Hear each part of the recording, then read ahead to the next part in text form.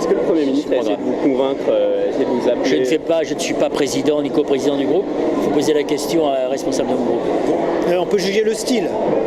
Il y a un style très punchy, celui de Manuel Valls, et il y a un style très responsable qui en appelle à l'intelligence de chacun, qui était le style de Jean-Marc Ayrault. Quels que soient les points de vue des uns et des autres, ce qui marque dans la méthode Valls, c'est qu'il a politisé son propos.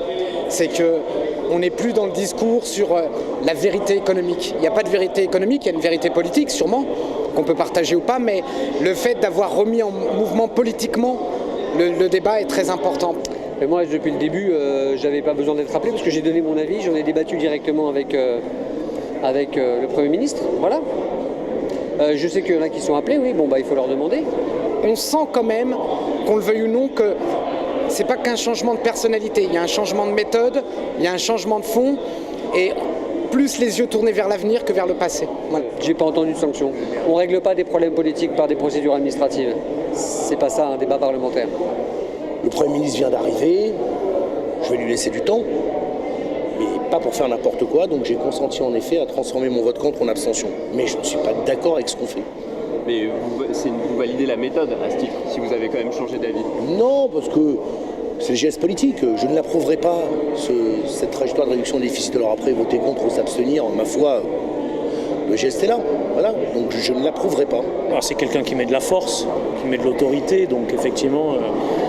il exerce une forme de pression qui peut amener un certain nombre de députés à changer d'avis. C'est quelqu'un de combatif, c'est certain. Oui, tout ça relève d'une stratégie de communication. On verra le résultat ce soir.